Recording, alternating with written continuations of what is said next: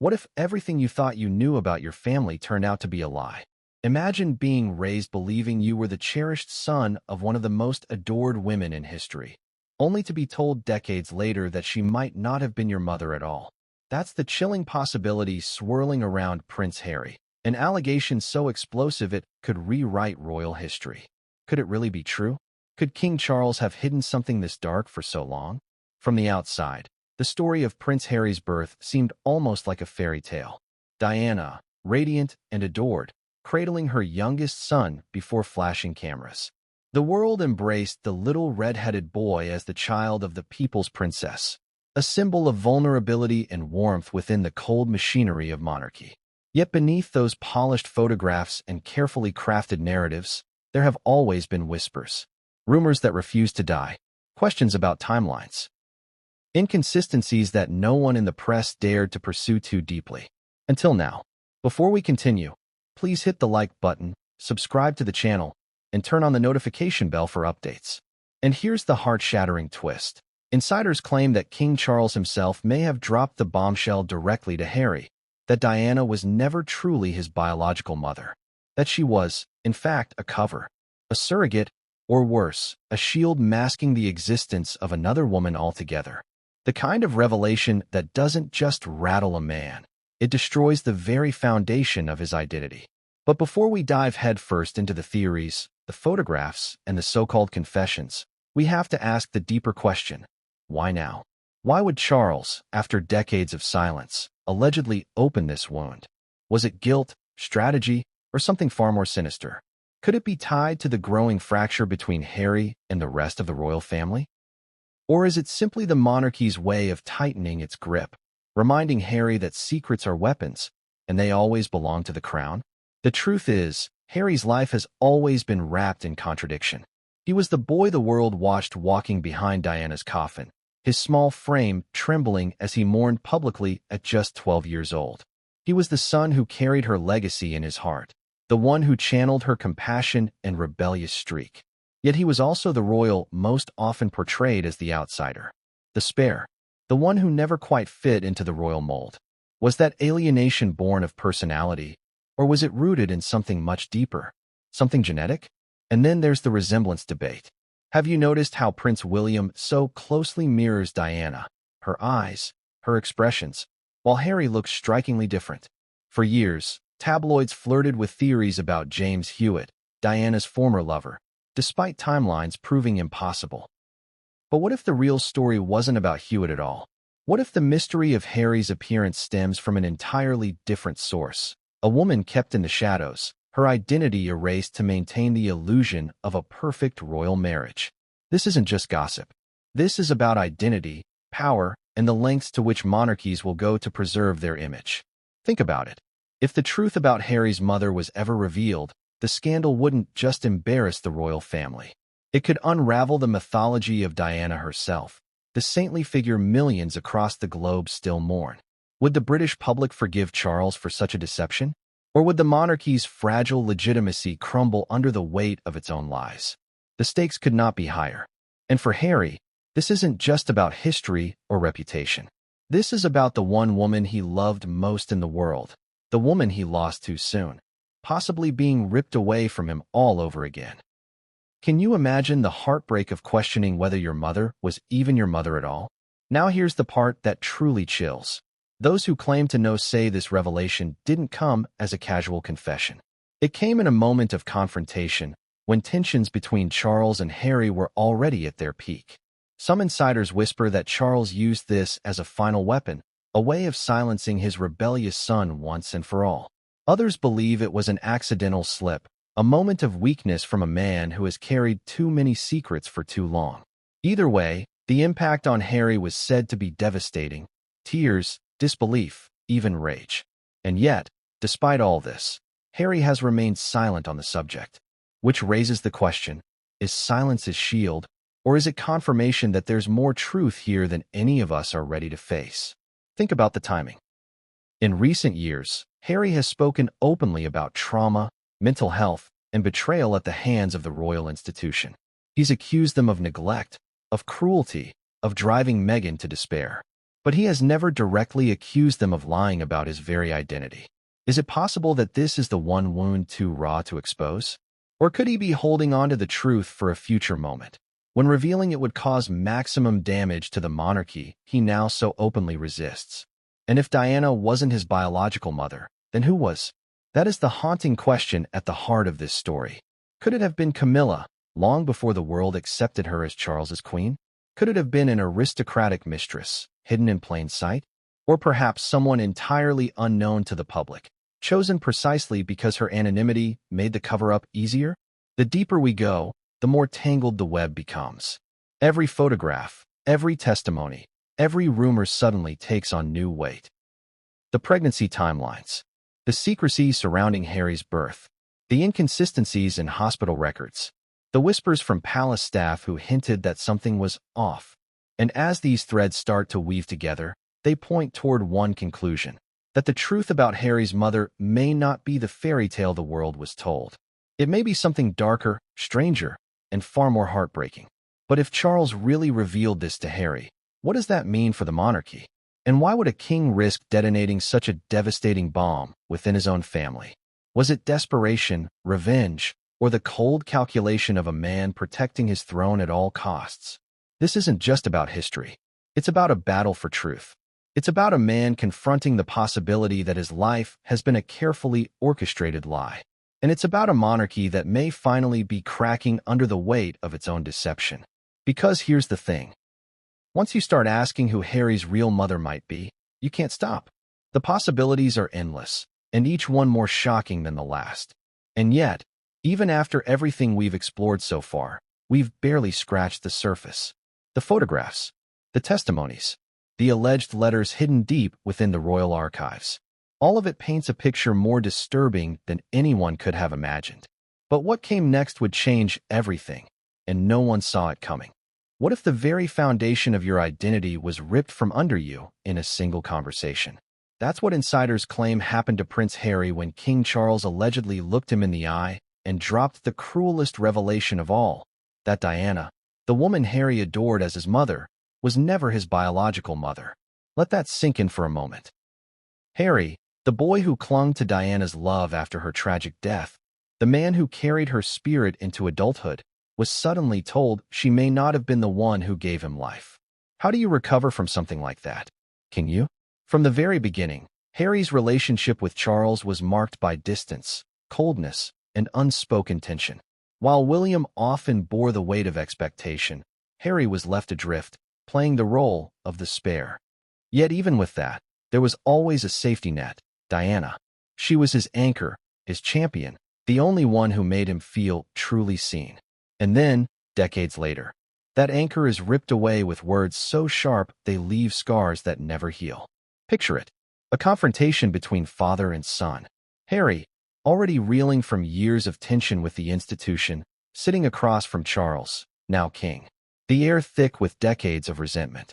And then the words, heavy and deliberate: Diana is not your biological mother. That's not just a revelation. That's a detonation.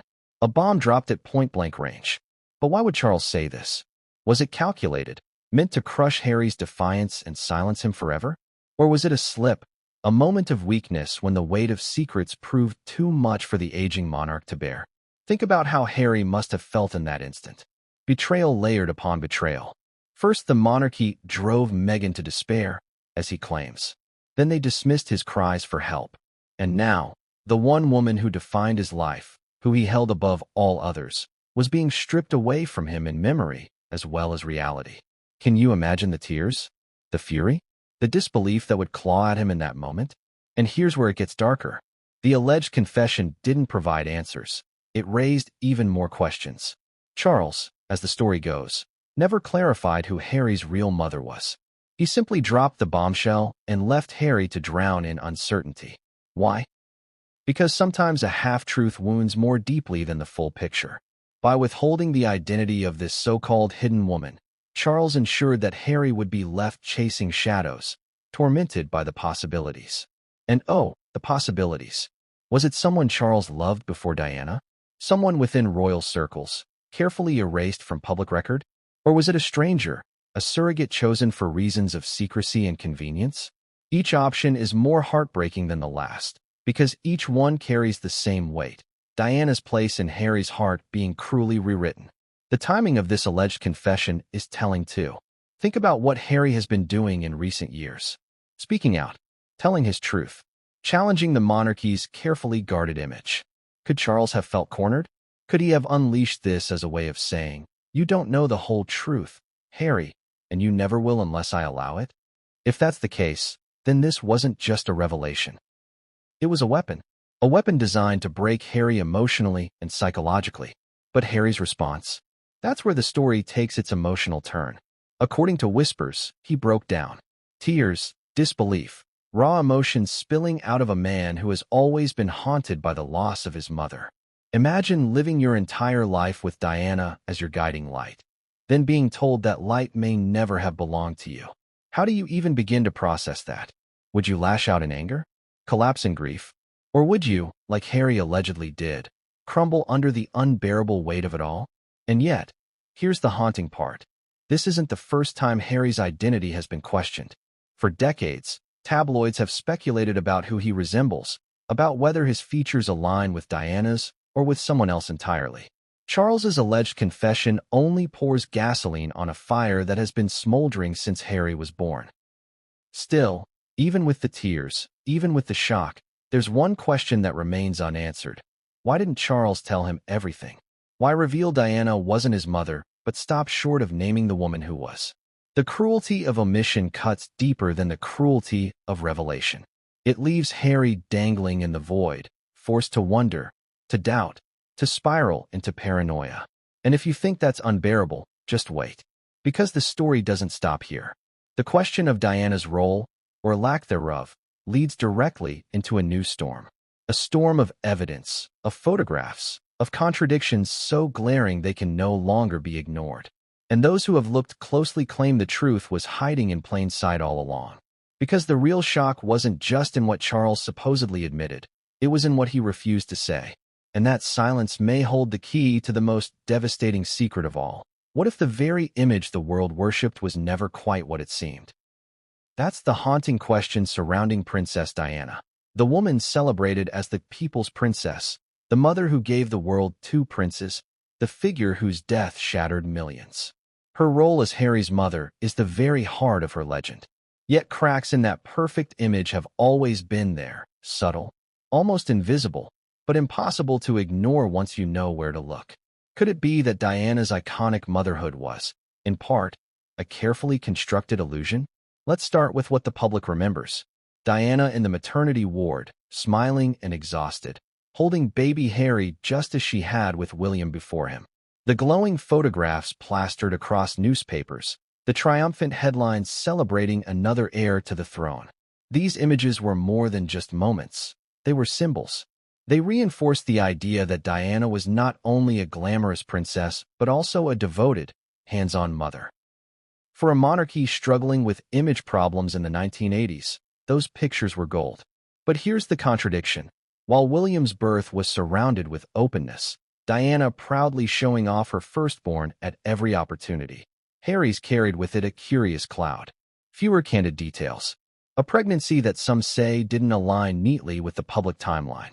Staff who later whispered about odd secrecy surrounding the entire process. Why the difference? Why the cloak of silence around Harry that wasn't there for William? And then, of course, there's the question of resemblance.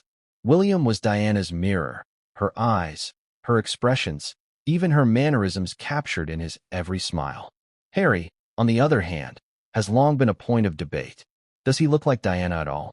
Or is his resemblance to her overstated because the world wants it to be true? Tabloids for decades have played the cruel game of comparing Harry not just to Diana and Charles, but to other figures entirely. Raising suspicions, fueling whispers. Could the reason for Harry's striking differences be something no one dared admit? Let's not forget how fiercely protective Diana was of Harry. More so than William, according to some insiders. Was that simply because he was the younger child, or was there something else at play? Was Diana perhaps covering a truth even she didn't fully control? Some have suggested Diana herself may have suspected inconsistencies in the story of Harry's birth, that even she questioned whether everything was exactly as it appeared. Can you imagine the torment of being cast as the mother of a child you adored, but wondering, deep down, whether palace secrets were being kept from you as well? And then there are the odd remarks Diana herself allegedly made in her later years. In letters, in private conversations, she hinted at betrayal, at deception, at being used by the royal machine. Could this have extended to Harry's birth? Was she not just betrayed as a wife, but manipulated as a mother too? The press, of course, never dared dig too deep. The fairy tale image was too powerful, too lucrative to challenge. Who would risk shattering the world's devotion to Diana by suggesting her role as Harry's mother might be more complicated than anyone realized? And yet, behind palace doors, the whispers continued. Staff noted timelines that didn't make sense. Doctors were unusually tight-lipped. And rumors of surrogacy, hushed but persistent, began to swirl even in those days. Think about it. If the monarchy was already crumbling under the weight of Charles and Diana's disastrous marriage, could they afford another scandal about the legitimacy of Harry's birth? Of course not. So the solution was simple. Present the image, repeat the narrative, and silence any dissenting voices. Diana was the mother. Harry was her son. And the world believed. But photographs tell stories words cannot. Compare pictures of Diana cradling William versus Harry. With William, her posture radiated pride and confidence. With Harry, some say there's a strange detachment in certain shots, almost as though she was playing a part she had been forced into. Is that reading too much into a single frame? Perhaps. Or perhaps it's the subconscious revealing what words could not. And here's where it gets even more unsettling. The palace has always been meticulous about controlling narratives. But with Diana, their grip often slipped. She spoke out. She rebelled. She revealed truths no one wanted aired. If she had ever decided to question Harry's origins publicly, the monarchy would have been annihilated. Could that be part of the reason her relationship with the crown was so volatile? Was she seen as a liability because she held not just the sympathy of the people, but also secrets that could burn the institution to the ground? And then, the ultimate irony. Harry grew into the child most like Diana in spirit, rebellious, emotional, unwilling to conform. But what if that resemblance was symbolic rather than biological? What if the very bond that defined him was built on something that wasn't entirely true? These are the questions that now refuse to fade. Was Diana the loving, devoted mother who raised Harry? Absolutely. No one can question the devotion she gave him in life. But was she truly the woman who carried him, who gave birth to him, who passed on her bloodline? That is the part of the story that remains unresolved, and that King Charles's alleged confession brings screaming back into focus. And just when you think this line of questioning is too far-fetched, there's another layer. The photographs that emerged later. The ones that, according to insiders, seemed to raise even more questions than they answered. Images no one could quite explain. Because if Diana's iconic motherhood wasn't as straightforward as we all believed, then those photographs may hold the first visible cracks in the carefully painted picture. And once you see those cracks, you can't unsee them. But what those photographs revealed was more shocking than anyone dared admit at the time. And they would become the first tangible clue in unraveling Harry's true origin story. What if the truth wasn't hidden in words at all, but staring us in the face every single time we looked at a photograph? That's where this story takes its most unsettling turn, into the images that have defined Harry's life. Pictures that were supposed to celebrate his arrival, his milestones, his bond with Diana. Yet within them, sharp-eyed observers claim there are anomalies, inconsistencies, and details that simply don't add up. Could it be that the first cracks in the official story were right there in plain sight, frozen forever on film? Think about the photographs of Diana with William. They are seamless. The resemblance between mother and son undeniable. William inherited her eyes, her expressions, even her quiet composure.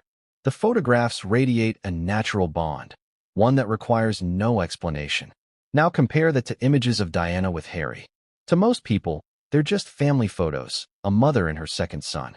But to those who look closer, there's a tension, a disconnect. Harry doesn't mirror her features in the same way. His fiery red hair, his freckles, his angular face, traits that align more with figures outside Diana's immediate family than within it. Is that coincidence? Or is it evidence? Some of the most striking images are from Harry's christening. Look carefully at Diana's smile in those photos. Many have described it as warm, but others argue there's a stiffness, almost as though she's playing a role rather than basking in genuine maternal joy. Compare this to William's christening. Diana is glowing, almost giddy. Why the difference?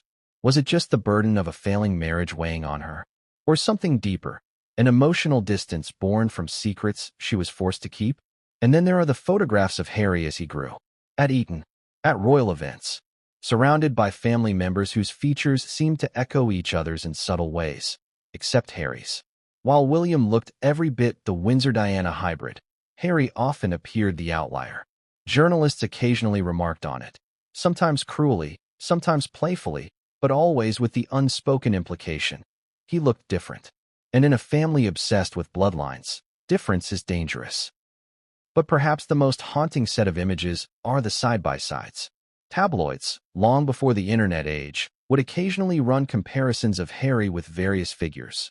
Charles, Diana, even James Hewitt, the infamous cavalry officer linked to Diana. The resemblance to Hewitt was striking, though the timelines of their affair ruled out biological connection. Still, those comparisons fueled decades of speculation. And if Harry didn't resemble Diana, and couldn't possibly resemble Hewitt, then who did he resemble? And then came the whispers about another woman. Insiders claim that photographs of Harry as a child bear uncanny similarities to someone within Charles's circle, a woman the public barely knows, whose name has been carefully shielded from widespread speculation. Could these photographs be the missing puzzle piece, revealing the true origin of Harry's features? Let's not forget how carefully the palace has always curated royal imagery. Nothing is accidental. Photographs released to the public are chosen with precision, crafted to tell a specific story. So if these anomalies slip through, what does that suggest? That the truth was harder to hide than they anticipated? Or that someone within the palace wanted the clues to be visible, buried in plain sight? One particularly chilling claim comes from staff who say that in certain family photographs, Diana appeared unusually detached when holding Harry.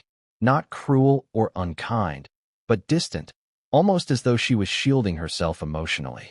Could that be because she knew, or at least suspected, that the official narrative wasn't the whole truth? And yet, despite all this, the photographs also reveal another undeniable truth. Diana loved Harry. No matter the circumstances of his birth, her affection was evident in countless candid shots. Her hand on his shoulder, her laughter at his antics, her protective stance when the cameras pressed too close. That love was real. But the question that lingers is this. Was it the love of a mother for her biological child, or the love of a woman who had been forced into a role she never asked for? The photographs don't answer the question directly, but they do something even more dangerous. They plant seeds of doubt. And once those seeds take root, they grow into questions that cannot be silenced. Questions like, why does Harry look so unlike Diana? Why does his resemblance point elsewhere? And most of all, why has no one in the royal family ever addressed the glaring inconsistencies? Because here's the thing about photographs, they never lie. They may be staged, they may be edited, but the faces they capture are real. And Harry's face, from childhood through adulthood, tells a story all its own, a story that may not align with the fairy tale the palace has sold for decades. But the photographs are only part of the puzzle. The whispers that followed Harry's birth weren't just about what people could see with their eyes. They were about what people heard behind closed doors. Palace whispers, staff testimonies, accounts from those who claimed to know more than they were ever allowed to say. And it's in those whispers that the story takes an even darker turn. Because when the staff began to talk, even in hushed tones, the narrative of Diana as Harry's mother became more fragile than ever. What those insiders revealed would raise suspicions that no photograph alone could explain. And once those voices spoke, the conspiracy no longer lived only in speculation. It had roots in the very halls of the palace itself. What if the whispers behind palace walls told a completely different story than the one the public was fed? For decades, staff within the royal household have lived and worked in the shadows of monarchy, seeing things no camera ever captured, overhearing conversations never meant for public ears. And when those whispers turned to Harry's birth, the narrative of Diana as his biological mother began to crumble. Could it be that those closest to the royals, maids, butlers, doctors, aides, held fragments of the truth that, when pieced together, form a picture too disturbing to dismiss. Let's start with the simplest question. Why was Harry's birth surrounded by so much secrecy compared to William's? Former palace staff have long hinted that Diana's second pregnancy didn't quite follow the same pattern as her first. With William, everything was public. The timeline was clear, the hospital arrangements well documented, the joy radiated without restraint. With Harry, however, the atmosphere was different. There were gaps in updates, unexplained restrictions, even staff told not to ask too many questions. Why the sudden change? What were they hiding? Several ex-staff members, speaking years later in memoirs or anonymous interviews, claimed they noticed discrepancies. One housemaid recalled how Diana's pregnancy with Harry seemed oddly managed, as though appearances mattered more than reality. Another insider whispered that medical details were unusually guarded, even among senior staff. Why would something as natural as a pregnancy require so much control, unless there was something about it that couldn't withstand scrutiny? And then there's the talk of hospital staff. Some who were present at St. Mary's Hospital during Harry's supposed birth noted that the event didn't feel the same as William's. There were fewer people allowed into the inner circle, tighter restrictions on access, and a palpable tension that seemed to hang over the room. Nurses whispered years later that the delivery didn't align with what they had been told to expect. Could it be that Diana wasn't the one who delivered Harry at all? Even more chilling are the claims of surrogacy. Whispered in staff quarters, suggested in hushed tones, but never spoken aloud in public. The idea that Diana might not have carried Harry to term, that another woman could have done so, hidden from view, while Diana played the role of expectant mother in public.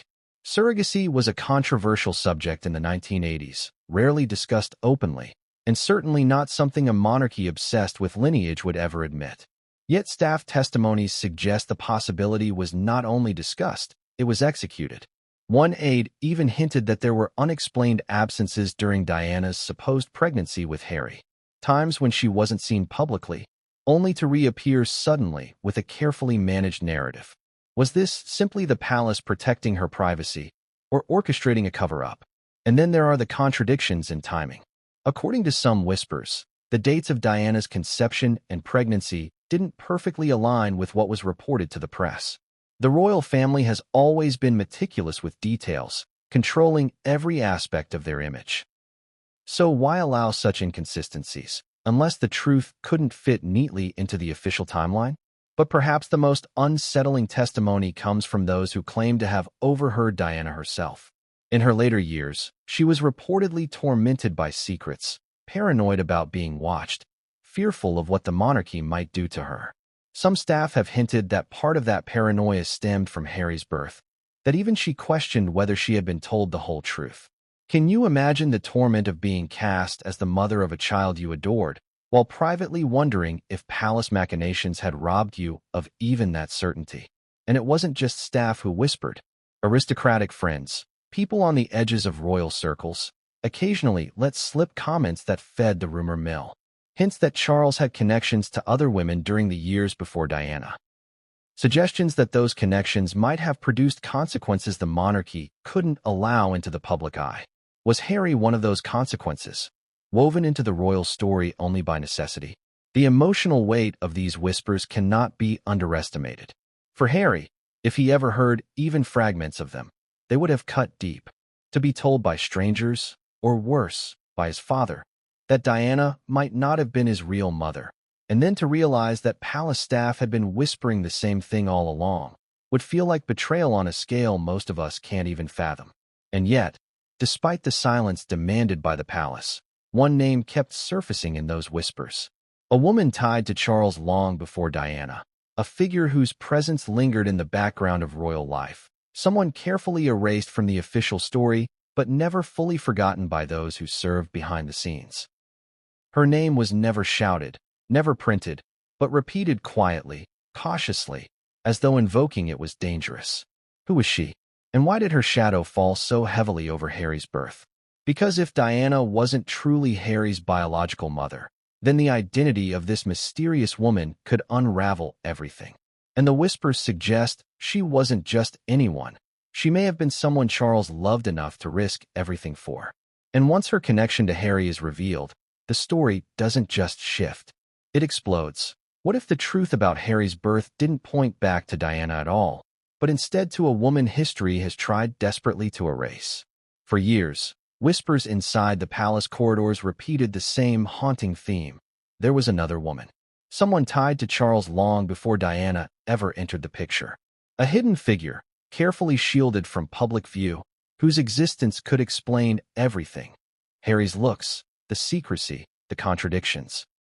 Could she be the missing piece in this jigsaw of deception? Before Diana, Charles's love life was anything but simple. He was infatuated with Camilla, of course, but Camilla wasn't the only woman who floated in and out of his orbit. Aristocrats, socialites, and carefully selected companions were paraded through his life, some as fleeting affairs, others as serious attachments. And according to royal insiders, one of those women mattered far more than the public ever knew. The story goes like this. Long before Diana, Charles had a relationship with a woman who wasn't deemed suitable for marriage to the future king. Whether because of her background, her connections, or the political implications, she was swiftly erased from the narrative. But erasure doesn't mean absence. If Charles fathered a child with her, or arranged for her to be the biological mother of a child the monarchy needed, then Diana's role as Harry's mother could have been nothing more than a carefully orchestrated performance. Now here's where it gets chilling. Some of the staff who whispered about Harry's birth didn't just talk about timelines or secrecy. They referenced another woman. Someone who disappeared from Charles's life in the public sense, but never truly left the royal story. Some suggested she came from within aristocratic circles, others that she was foreign-born and therefore unsuitable in the eyes of the establishment. Either way, her existence raises a terrifying possibility that Harry was the product of a secret union, hidden under the guise of Diana's marriage. And if you think this sounds too far-fetched, remember the monarchy's obsession with appearances. They've covered affairs, scandals, even entire children before. Illegitimate offspring have always haunted royal history, quietly supported, financially kept, but never acknowledged. The Windsors are no strangers to deception when it comes to bloodlines.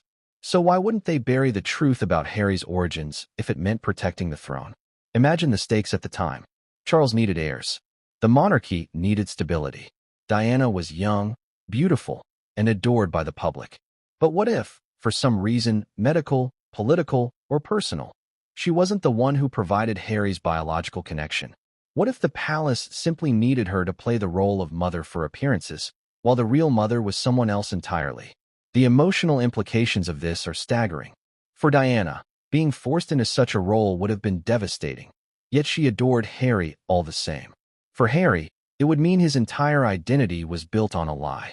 And for Charles, it would reveal a man torn between duty and desire, trapped in a web of lies of his own making. And then comes the most damning point. Harry himself. Look at him, then look at the Windsors.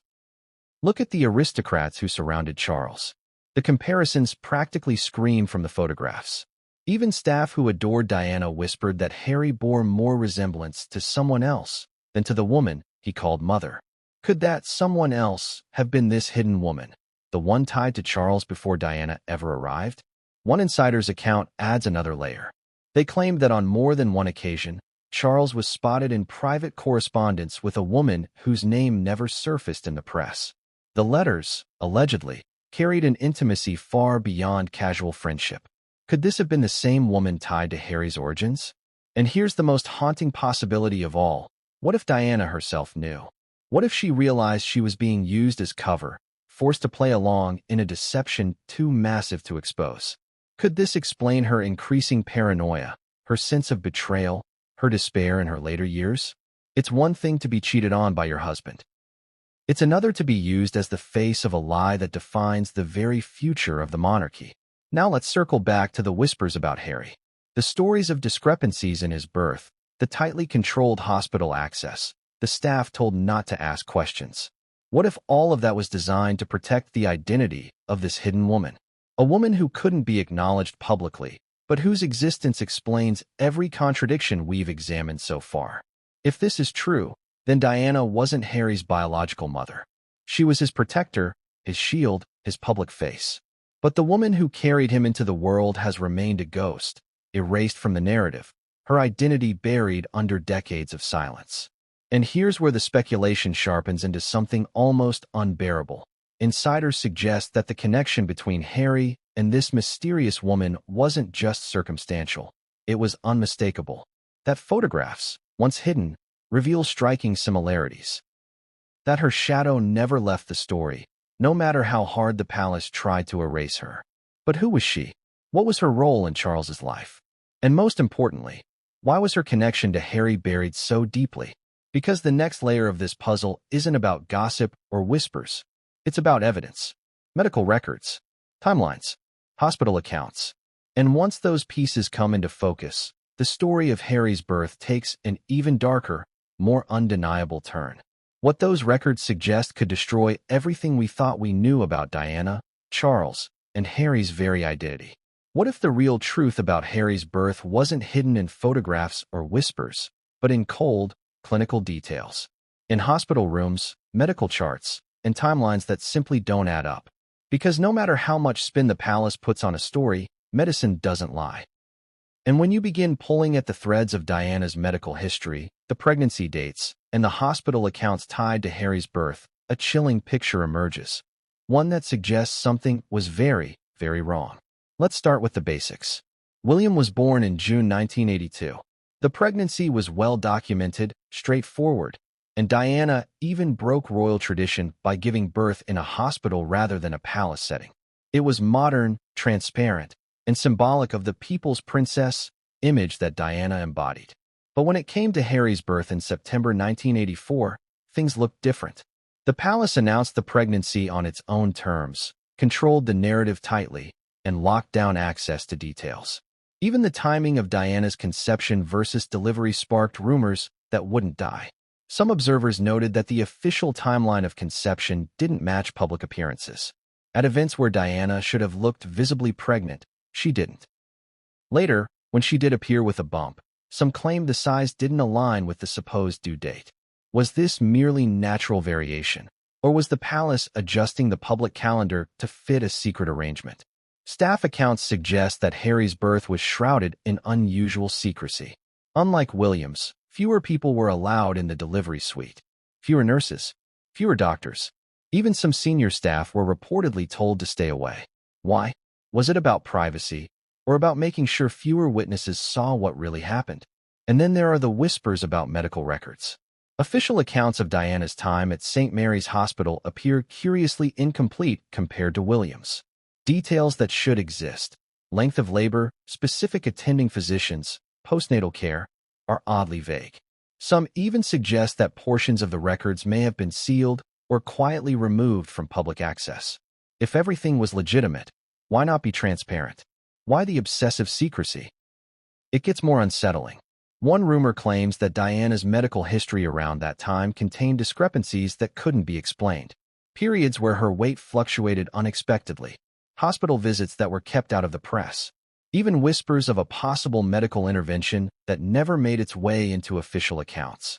Could this suggest that Diana wasn't the one carrying Harry at all? That another woman carried the pregnancy, while Diana merely stepped into the role of mother after delivery? Now, let's consider the surrogacy theory. In the mid-1980s, surrogacy was highly controversial, viewed as unnatural, scandalous, and certainly not something a monarchy could ever admit. Yet if Charles and the palace feared issues with Diana's ability to provide another heir, or if political pressure demanded a second child quickly, could surrogacy have been quietly arranged? It's not impossible. Wealthy families have always had access to arrangements others could not. For the royals, secrecy would have been paramount, and with their resources, they could have controlled every step of the process. Medical records could hold the key. If Harry was born to another woman, Diana's medical files would need to be carefully edited to maintain the illusion. The hospital would have been under strict orders to protect the narrative. Doctors, nurses, and staff would have signed confidentiality agreements that bound them for life. But even under lock and key, discrepancies have a way of slipping through. Some insiders later hinted at gaps in documentation, raising suspicions that Harry's official birth story was manufactured. And then there's the issue of timing with Diana's personal life. Around the period Harry was supposedly conceived, Diana and Charles's marriage was already deeply troubled. They were estranged emotionally, if not physically. Charles was heavily involved with Camilla. Some have argued the lack of intimacy between Charles and Diana at the time makes Harry's conception questionable. Was Diana truly pregnant when the palace said she was? Or was the timeline manipulated to cover a different arrangement altogether? Imagine for a moment the logistics of such a cover-up. Diana would have had to appear pregnant in public, her bump carefully timed for appearances, her movements managed to avoid scrutiny. This wouldn't be impossible. With skilled handlers, carefully chosen outfits, and palace press control, the illusion could be maintained. But it would have required extraordinary discipline and absolute silence from everyone involved.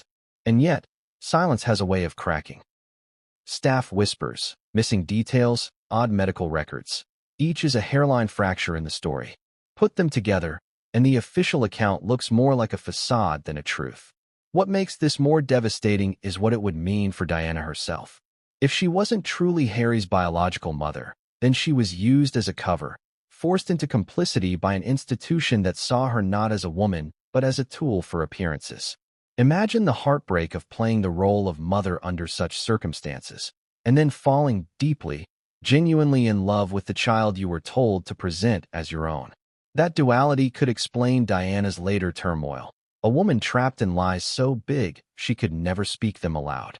For Harry, the implications are even darker. His very existence would have been built on medical sleight of hand, timelines rewritten, records sealed, witnesses silenced. And the person he adored most in the world, the woman he believed to be his mother, may have been placed there not by nature, but by palace design. And here's where things become even harder to ignore. Because once you raise questions about medical records and timelines, you can't stop there. The next logical step is science, DNA. Proof that can't be denied, can't be spun, can't be silenced. And whispers claim that DNA questions have followed Harry for years. Questions the palace would do anything to keep out of the public eye. Because if DNA testing ever confirmed that Diana was not Harry's biological mother, the monarchy itself could collapse under the weight of its own lies. What if all the whispers, all the photographs, all the contradictions could be silenced by one undeniable thing? Science? That's where the heart of this story pounds the loudest. DNA, the one truth that can't be spun, the one test that no amount of palace control could rewrite.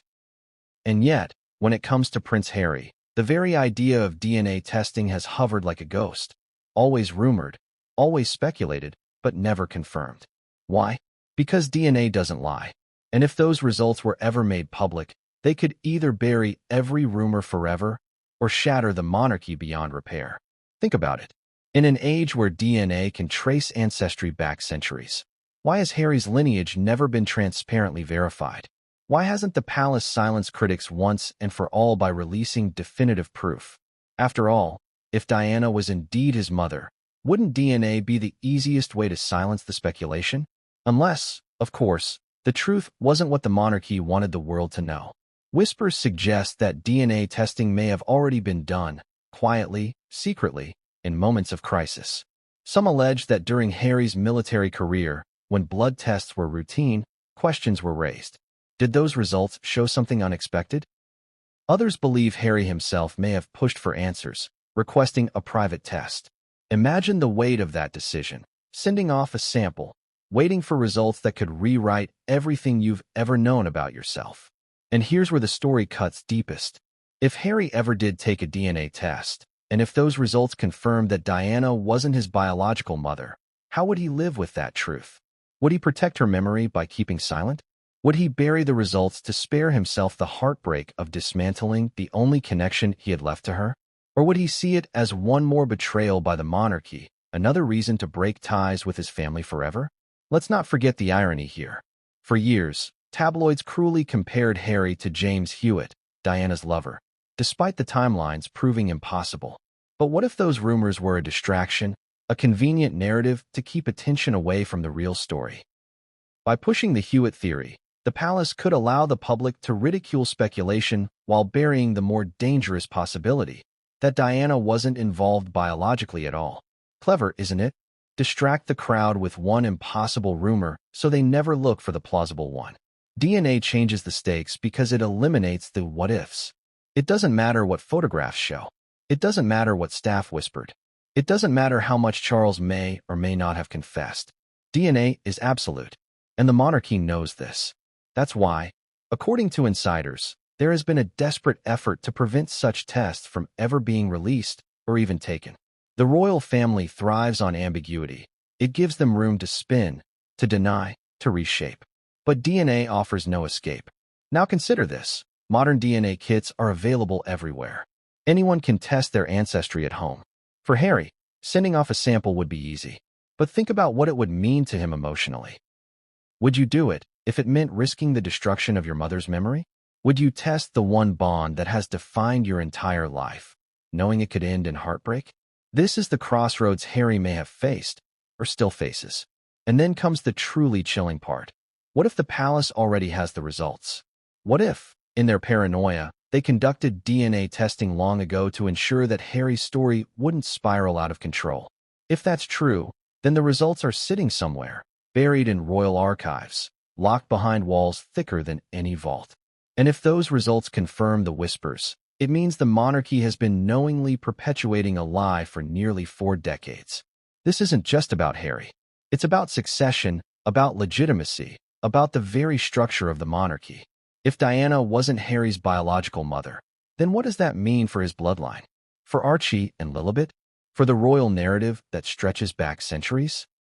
Every birth, every heir, every crown rests on blood. That's the foundation of monarchy. And if Harry's bloodline is tainted by deception, it calls into question not just his place, but the entire Windsor legacy. Of course, some argue that Harry himself doesn't want the truth, that he'd rather live with the illusion than risk losing Diana all over again. And who could blame him? For a boy who lost his mother so young, who clung to her memory for survival, the idea that she wasn't truly his mother would be unbearable. Better to preserve the myth than live with the devastation of truth. But others believe Harry already knows that Charles's alleged confession was not the first time the possibility was raised, that Harry has carried this secret in silence, unable to reveal it without detonating the monarchy itself.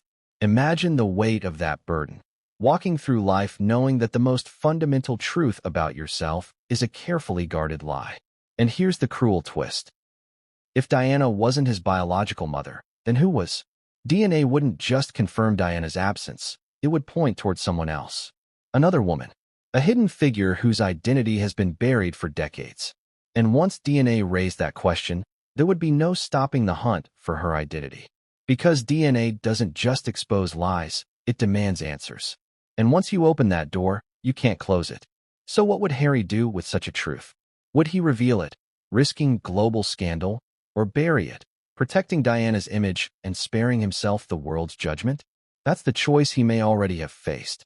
And whichever path he chose, it left scars that will never heal. But DNA testing is only one piece of the puzzle. Because even if the results exist, even if Harry already knows the truth, there's still the question no science can answer. If not Diana, then who? Who carried Harry into this world? And why has her identity been buried so completely? The answer to that question lies not in laboratories or archives, but in the most controversial whispers of all, surrogacy. And once you step into that territory, the story doesn't just become controversial. It becomes explosive. What if Harry's entire existence was the product of one of the most tightly guarded arrangements in royal history? A surrogacy hidden behind palace walls, buried under layers of secrecy, and disguised as the fairy tale pregnancy of a beloved princess? This is where the story takes its most explosive turn. Because when whispers of surrogacy collide with the timeline of Harry's birth, the inconsistencies, the secrecy, and the unanswered questions suddenly make a dangerous kind of sense. Let's start with the climate of the 1980s. Surrogacy wasn't just controversial, it was taboo. It raised questions of morality, legality, and legitimacy. And for a monarchy built entirely on bloodlines, the idea of using a surrogate would have been catastrophic if revealed. Yet this was also a monarchy in crisis. Charles and Diana's marriage was already faltering. The world expected a second child quickly. The image of the crown demanded it. Could it be that behind the curtain of pomp and tradition, the Windsors turned to an option they could never admit? Staff whispers from the time point directly in this direction.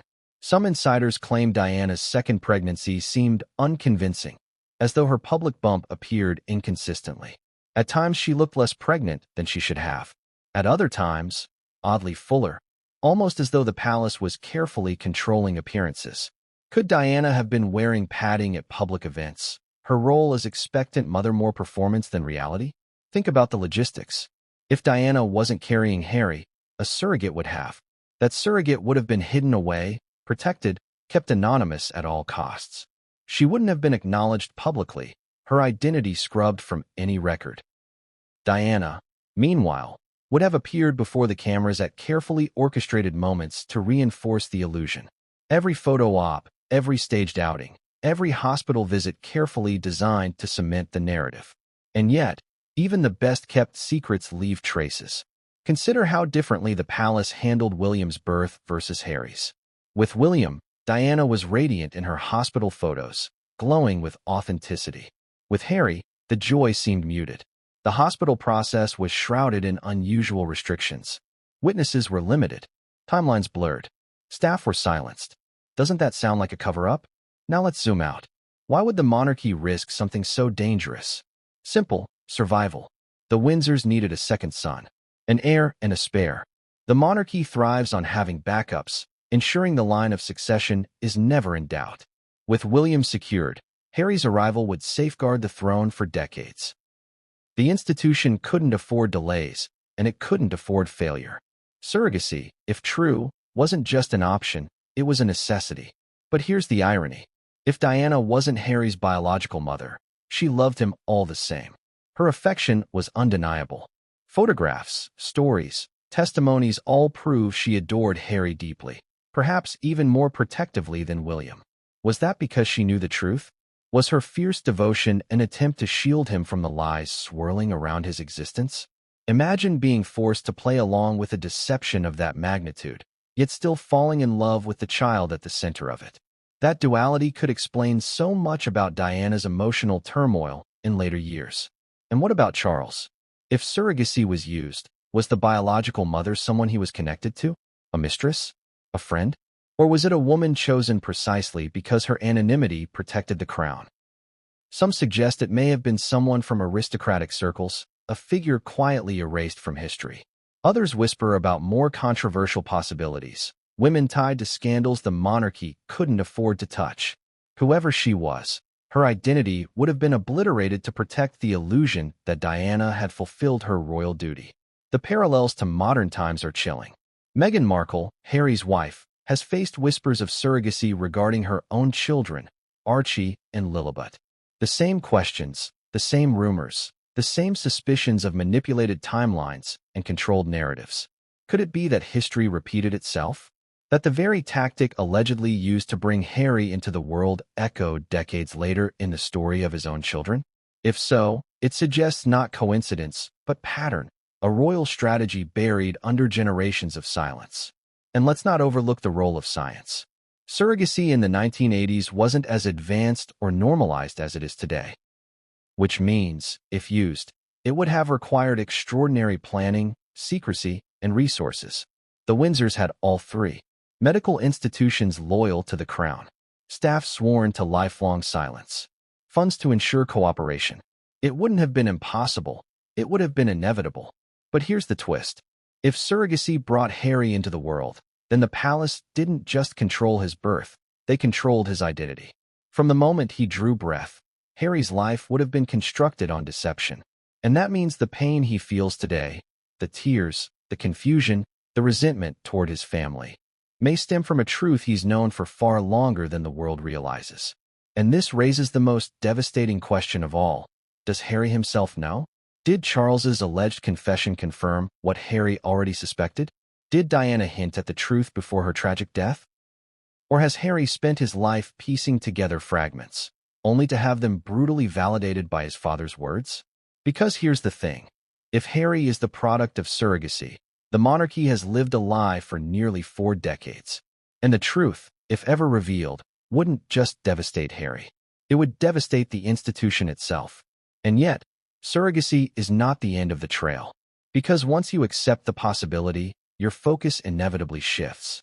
If Diana wasn't the mother, and if surrogacy was used, then who was the biological mother? Whose blood runs through Harry's veins? And all signs, all whispers, all shadows point in one direction, toward a woman who has always been part of this story, whether in whispers or in scandals. The woman who, more than anyone else, defined Charles's life both before and after Diana. Because once the whispers turned toward Camilla, the story of Harry's origins didn't just deepen, it detonated. What if the name at the center of Harry's birth scandal was the very same woman who has haunted the royal family for decades? The one constant in Charles's life before, during, and after Diana. The woman who was always in the shadows, waiting, enduring, and eventually crowned as queen consort, Camilla Parker Bowles. Could it be that the whispers of Harry's true mother point not to some unknown aristocrat or anonymous surrogate, but to Camilla herself? Let's not dismiss this too quickly. Charles's love for Camilla has been called the greatest of his life, stronger than his marriage to Diana, stronger than the duties of the throne. He risked everything for her, the wrath of the queen, the hatred of the public, the reputation of the monarchy. If Charles was willing to sacrifice so much to keep Camilla in his orbit, why wouldn't he also move heaven and earth to weave her into his family in ways the public could never see? Consider the timing. Charles and Camilla were entangled long before Diana entered the picture. Their affair didn't begin after his marriage. It existed long before, paused only briefly, then reignited even as Diana struggled inside the gilded cage. If Charles and Camilla's relationship was as unbreakable as history suggests, could it be possible that she was involved in Harry's origin story? That the palace, desperate to protect the monarchy's image, used Diana as the public face while Charles ensured Camilla's role remained buried in secrecy? Let's look at Harry himself. For years, the debate has raged. Who does Harry resemble? He doesn't carry Diana's features in the way William so clearly does. His red hair, his bone structure, his expressions seem out of sync with the Spencer lineage. Compare him not to Diana, but to Camilla's family line. The similarities are startling to some observers. Subtle, yes, but uncanny when you place certain photographs side by side. Could Harry's features be the living proof of a scandal the monarchy could never admit? And here's where the palace's obsession with secrecy becomes glaring. When Diana gave birth to Harry, restrictions around the event were unprecedented. Access was limited. Records were guarded. Timelines were blurred. If Camilla had any connection, whether as biological mother, egg donor, or otherwise, the palace would have moved mountains to suppress it. Diana, beloved and adored, would have been the perfect cover. The fairy tale princess presenting the child to the world while the true story was buried behind locked doors. Think about the cruelty of that. Diana, already broken by Charles's ongoing affair with Camilla, forced not only to endure public humiliation but possibly to act as the cover for a child tied biologically to the woman she despised most. Can you imagine the devastation if she knew, or even suspected, that Camilla's shadow loomed over Harry in ways deeper than an affair?